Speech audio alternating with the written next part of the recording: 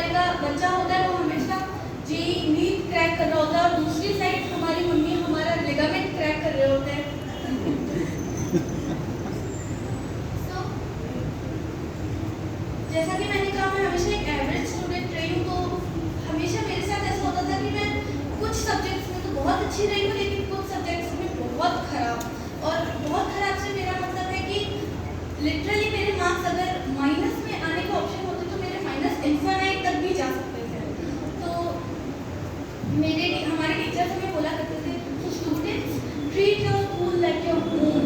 तो बाद में मुझे ना अगले ही सेकंड मैम पता नहीं क्यों क्लास से बाहर निकाल देती है। अब मैम ने बोला कि घर की तरह होता है स्कूल, तो मैं सिर्फ ज़मीन पर जाकर लेट गई थी, क्योंकि घर की तरह ही होता है। तो फिर मैम ने मुझे मद्देनजर रखते हुए बोला कि स्कूल एक मंदिर की तरह होता है, हमें मंदिर की तरह आना चाहिए स्कूल में, हमें मंदिर की तरह स्कूल को ट्रीट करना चाहिए। मैं अगले दिन जूते खोल कर नंगे पैर चली गई स्कूल। तो फिर हमारे स्कूल के ग्रुप में बड़ा लिखा हुआ आया, टुडेज यूनिफॉर्म डिफॉल्टर्स आर, सबसे पहला नाम मेरा। और फिर पीटीएम के टाइम में मेरी मम्मी को शिकायत कर दी कि आपके बच्चे बहुत शैतान हैं। मैंने कहा मैं आपके सिर्फ शब्द पकड़ रही हूँ। मैम कहती, बेटा मैं अगर शब्द पकड़ने पे आई तो तुम्हारे साथ बहुत बुरा हो जाएगा, क्योंकि मैंने भी बहुत हरकतें ऐसी करी है जो करनी नहीं चाहिए स्कूल में। फिलहाल तो मैं अभी, क्योंकि मैं साथ में को करिकुलर एक्टिविटीज़ को बहुत अच्छे से मैनेज कर लेती हूँ अपनी पढ़ाई के साथ, मतलब मेरे मार्क्स भी एवरेज आ जाते हैं और साथ साथ में मेरी को करिकुलर एक्टिविटीज़ अच्छी चलती है।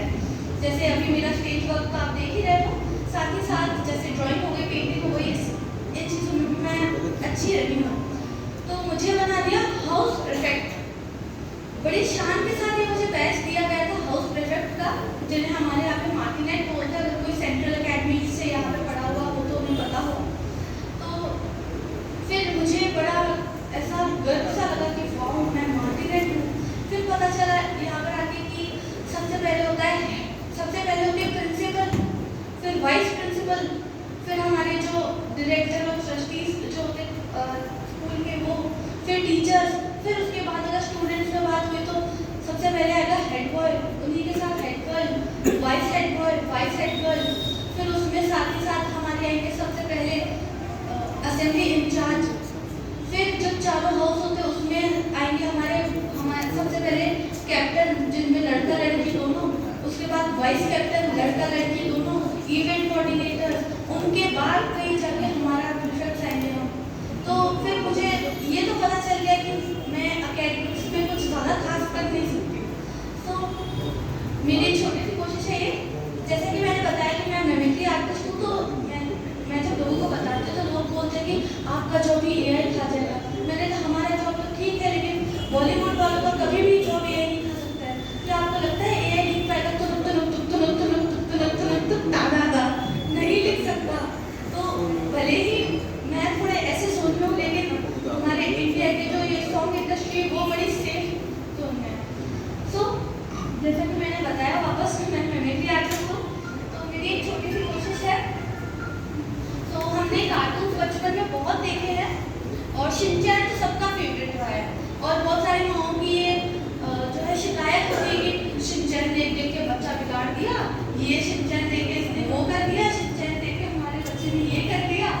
तो शिनचैन अब कहना चाहता है कि नहीं, मैंने कुछ नहीं किया है, सच्ची आपके बच्चे बहुत बड़े हैं। कहने लगा तो भी कह सकते हैं। मैं सेंट्रल अकेडमी में पढ़ता हूँ और मैं आज आया हूँ प्रतिभा स्पॉटलाइट प्रोग्राम में, ताकि मुझे भी एक अवार्ड मिल सके। मेरा सेकंड कैरेक्टर है,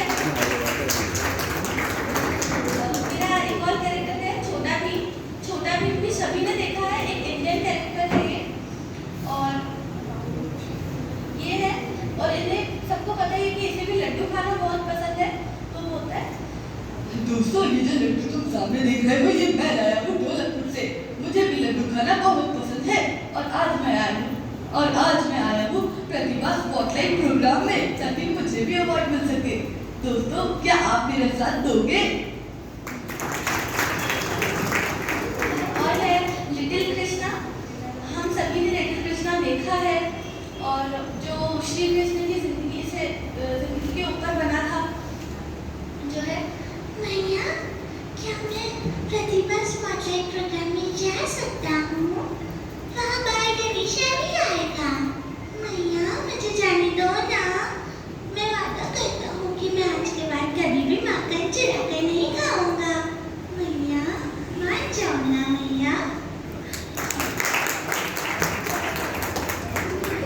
और साथ ही में एक बहुत ज़्यादा अग्रेसिव जो है मेरा कैरेक्टर है मोनी मार्टल, जिसे हैरी पॉटर की सेकंड पार्ट जो था चेम्बर्स ऑफ सीक्रेट्स, उसमें उसने एक भूत का रोल प्ले किया था, जो बहुत ज़्यादा अग्रेसिव, डरी हुई, साथ ही सहमी हुई, ऐसी थोड़ी मिक्स इमोशन टाइप की जो है पोस्ट कर रही है जो है।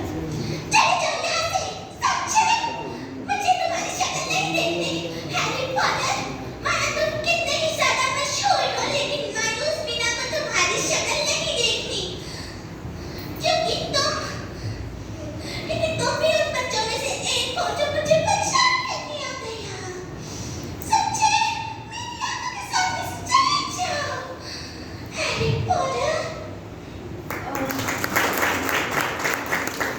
साथ ही में जो हैरी पॉटर की दोस्त है हरमाइनी ग्रेंजर, वो मोनी मार्टल को कहती है, रुको रुको रुको मार्टल, तुम्हें लगता है कि हम यहाँ तुम्हें परेशान करने आए, लेकिन ऐसा कुछ नहीं है। मैं यहाँ पर आई हूँ तुम्हें बुलाने के लिए, प्रतिभा स्पॉटलाइट प्रोग्राम के लिए। क्या तुम आना चाहोगी? आइए ना। सो मेरा लास्ट एक कैरेक्टर करके मैं चाहूँगी जो है नॉडी। नॉडी हम सब ने बचपन से देखा, और ये ज़्यादातर जो अभी 90s के टाइम में बहुत चला है नॉडी, तो वो है